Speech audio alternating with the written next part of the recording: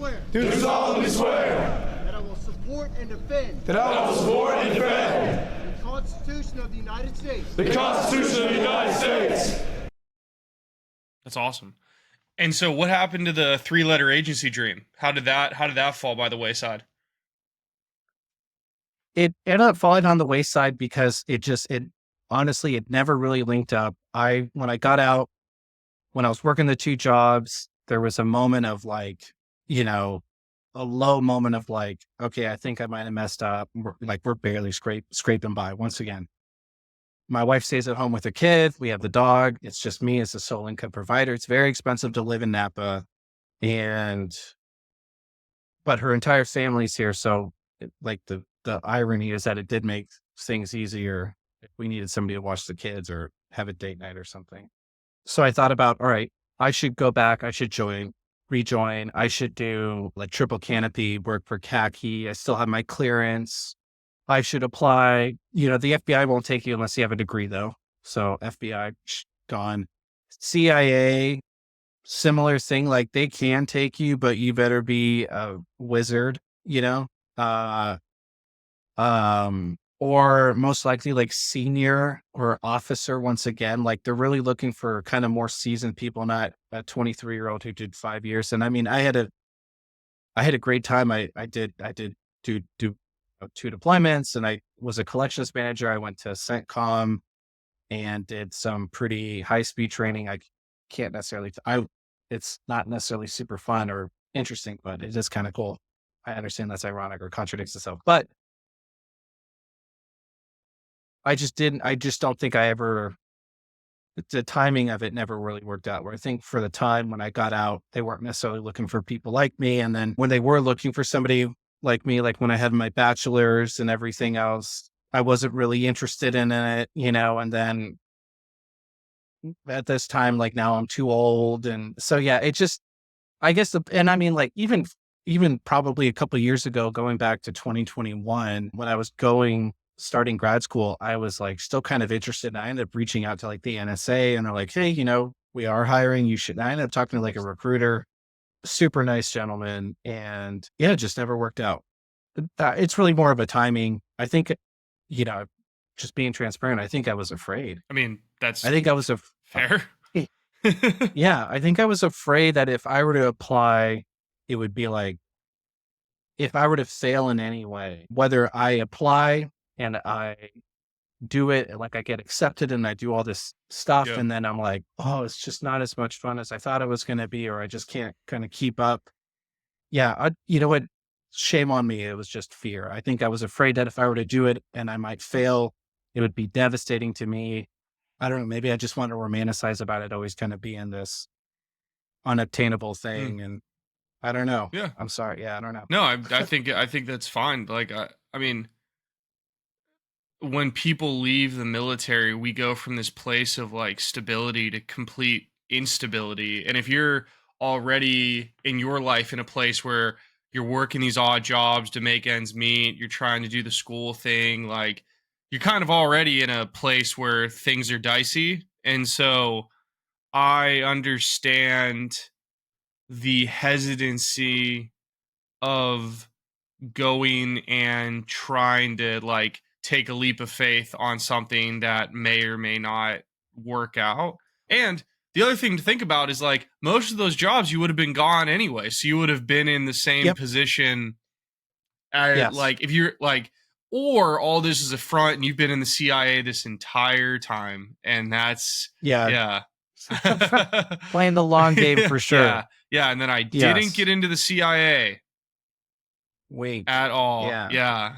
This is actually all about my hit list. Yeah, exactly. CIA, exactly. Right? You're not even Napa right now.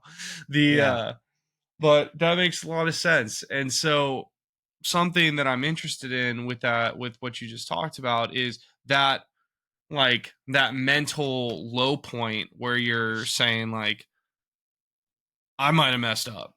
Because I think that everybody, when they get out, at some point, we all hit this like, fuck, like I messed up. I shouldn't have done this thing. And how did you move through that and not just go back or run back to like that familiar safe place of military intelligence where you knew you were good at and just gutted it out in this thing that you knew you were interested in? Great question. Yeah. And you're absolutely spot on. I think it is every service member is going to have that sense of like, was this a mistake or not? You know, I definitely had a lot of those thoughts and went as far as to like reaching out to the government contracting agencies. I was afraid because I ended up putting in a claim for an ankle sprain and tinnitus that would disbar me from enlistment back into the Marine Corps because I still was within age. Yeah, the cutoff was like 27. I don't know if that's changed. I assume it hasn't.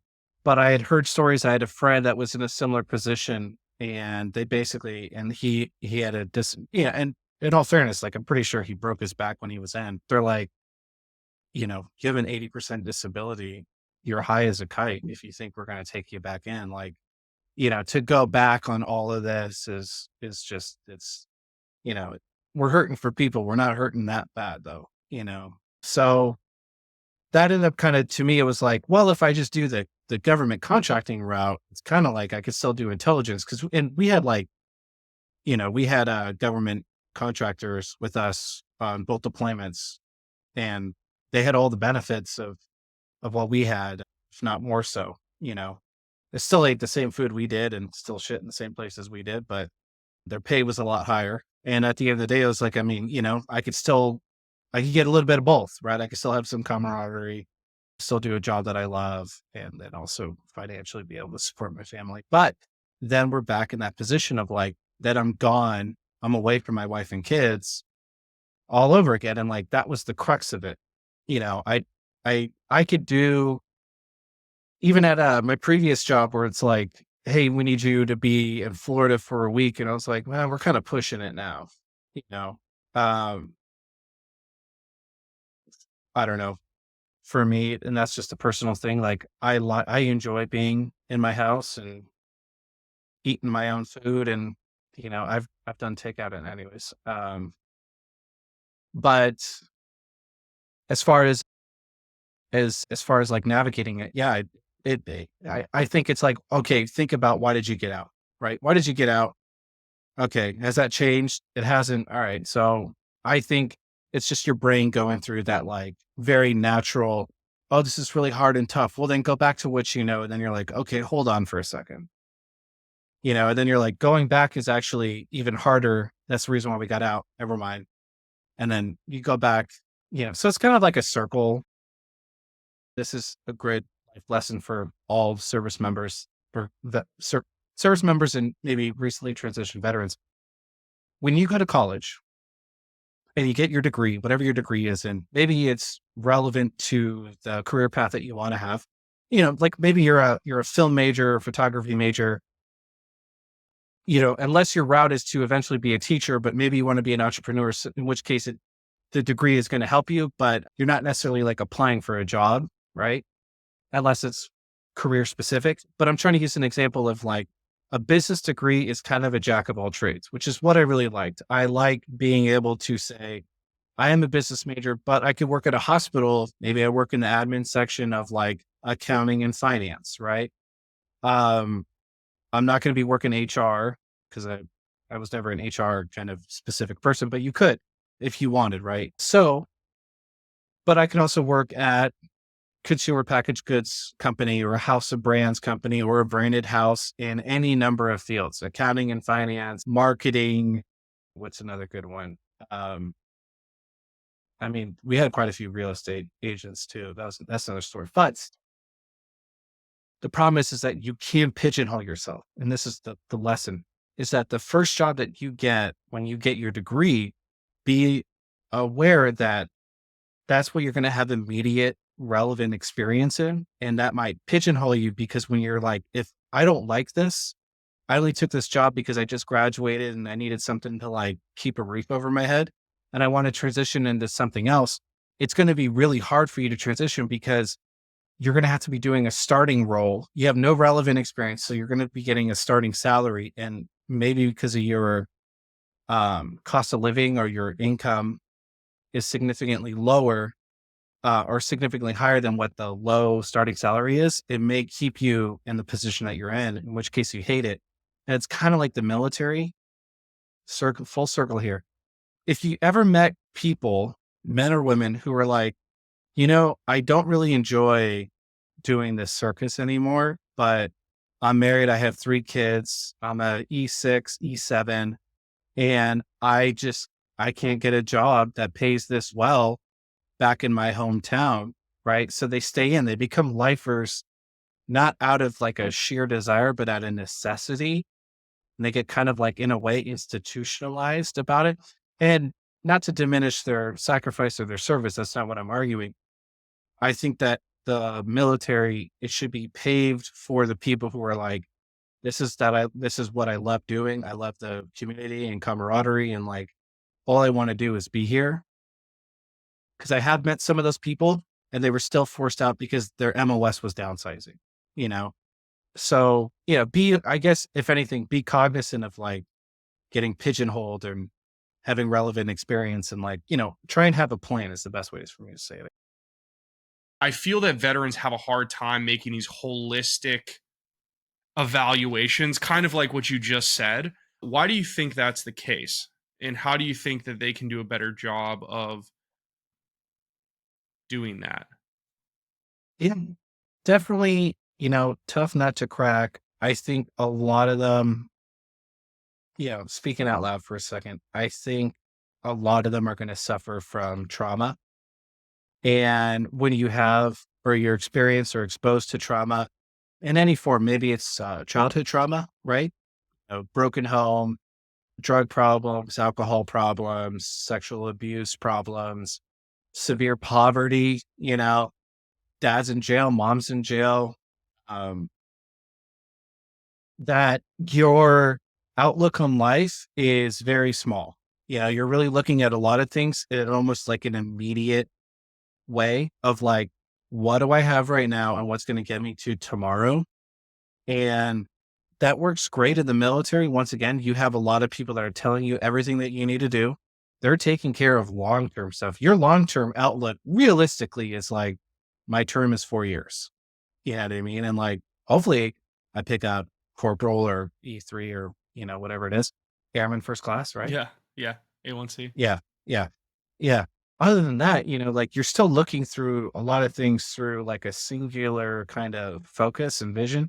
So when you get out, that mentality still exists. And how can you like really look at it holistically? Like you have to think big picture now. You have to like expand your horizons and broaden, your scope of like, okay, I know who I am, hopefully, or maybe to an extent. Maybe you're still discovering yourself, totally fine. Here are the things that I like, and here are the things I don't like.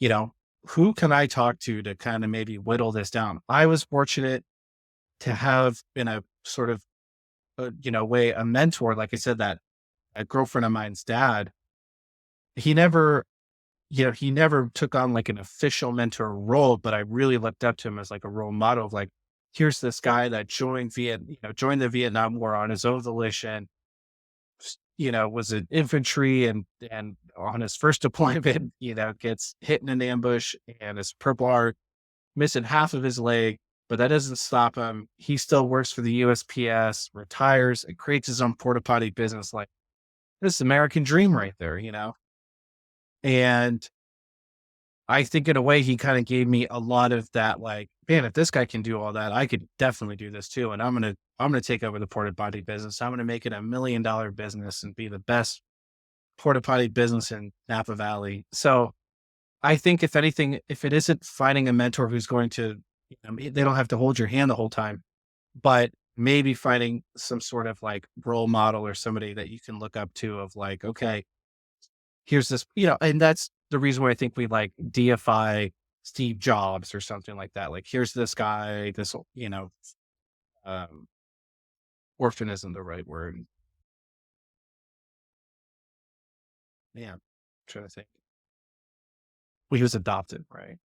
Uh, um, who kind of came from nothing sort of, but he was adopted by blue collar working parents. He was middle class, and, he was a great visionary. Um, but he was able to find his own mentors, and I think the full circle is now a lot of people look to him, and kind of like what you see with Elon Musk today, and who was obviously active around the time. I'm getting away from it. I'm sorry, but role models, role models, people that, and then you figure out how they did it. And maybe you're going to draw comparisons or parallels and say, okay, well, that person can do it. I can do it too. And hopefully you find a mentor that works, or somebody that works with the industry who might give you some knowledge of, like, if you're a real estate agent or you're a financial broker, immediately they're going to help kind of clarify things of like, hey, you want to get your Series 6, and you want to get your license for this, and you're going to want to go to, here's the commitments. Like, they could tell you that kind of stuff up front. Another way to say is like, you don't know what you don't know. And these people can help kind of close that gap. That makes sense. And then talk me through, what's it like starting your own business, finally getting to do that. Wasn't a porta potties. You decided to do hot sauce instead, but what's it been like for you? What's it been like for you starting your own business and like moving out into that world? Yeah, honestly, the breath of fresh air, that's probably the best way to say it. It's for any entrepreneur, yourself included, where you're like, trust me, it isn't because it's definitely not a get rich quick scheme. It's a labor of love, where that what I talked about earlier in the discussion was like a sense of agency is so critical, where I feel like I have decisions over my life and decisions over my day. And like, instead of people telling me, I actually get to talk to them first, I guess. I get to initiate it. It's hard to put a price on, but as far as like lost wages or anything else, like, trust me, all I've done is lose money, and like, compared to the relative salary that I gave up. So, but the turning point, or like the initiation or catalyst, was there was just a lot of turnover at my previous employer. Like I said, I was director in a nonprofit. I got headhunted for when I was in grad school. I wasn't even looking at it. I was working on this hot sauce, but I was basically offered a position that was just too good to pass up. And after some management changes, I just kind of felt like it was time for me to pull the trigger. I had the Mach one already. I already had a viable product to bring to market, and I had already done market research with it. It was incredibly I was very nervous. I was very anxious. I more or less still am time to time of, how are we going to be financially next month? Right. However, I would say that it has completely changed my life for the better. Like, when people talk about it, you'll see it on LinkedIn or Facebook or whatever.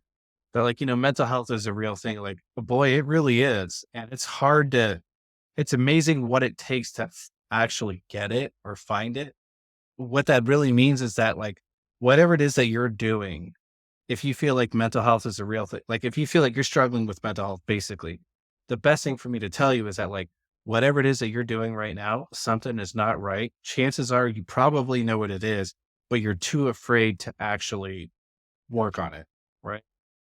And you have all of those pieces together. I mean, you eventually just need to take a leap, and you're like, I just have to start, and just start. That's the best way to say it, is like, just get started.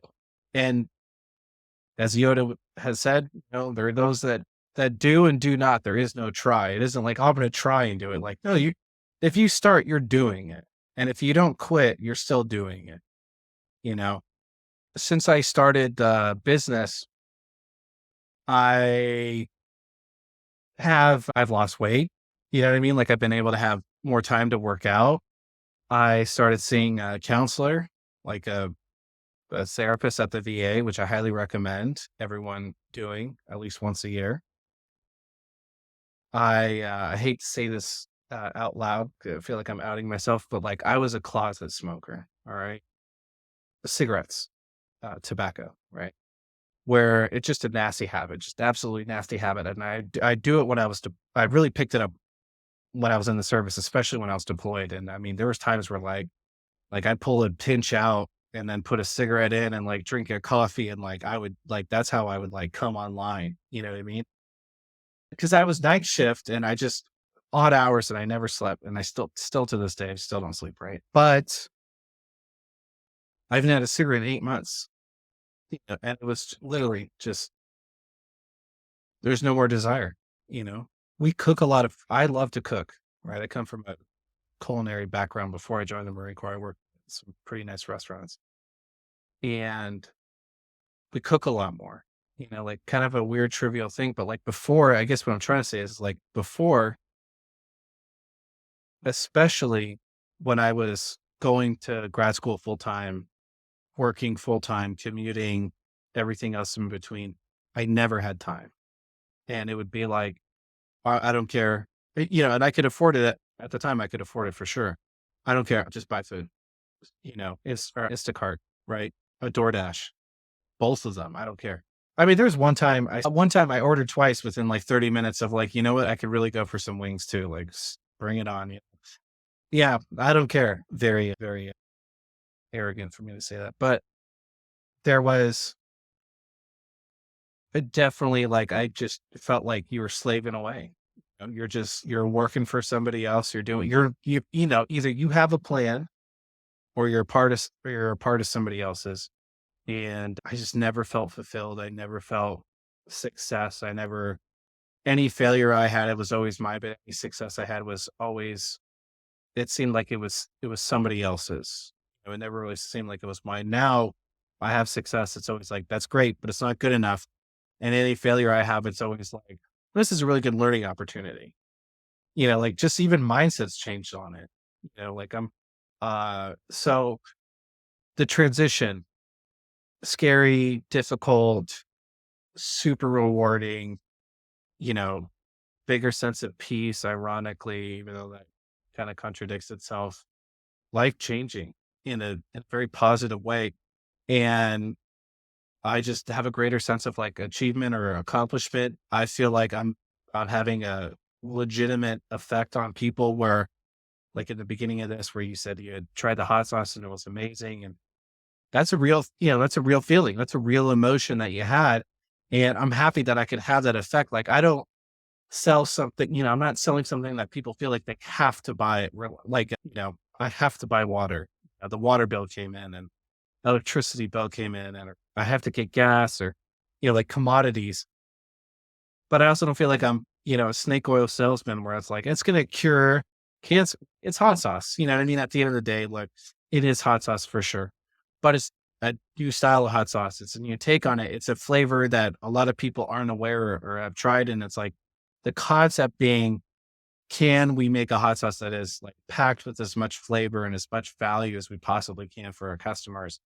And It's real good. I think that we achieved, yeah, I think we achieved that. And For sure. that to me is a super rewarding part that I love it. Like That's awesome, man. today I did I did a restock in San Rafael and they sold out in 3 weeks. They sold out 12 bottles in 3 weeks, which may not seem like a lot, but for a hot sauce startup, for sure is. And he's like, yeah, you know, everyone loves it. Like the Mach 2 went through the fastest. And he's like, the Mach 3 favorite. You know, can I get, instead of 1 case, can I get 3 cases now? Like, yeah, absolutely. You know, so things like that are, to me, are just, they not only reaffirm that the decision I made that I make and the product I have, people really like. Hey, everybody. I really hope that you liked this supercut of the Post-Military Podcast. If you did and you want to see more, I would recommend that you check out the whole episode, which is here on YouTube and also on multiple different podcasting platforms. If you like this and you want to support the channel, I would ask that you give the video a like, subscribe, and share the content with those who might need to hear it. Thanks so much, guys, and we'll see you in the next episode. Peace.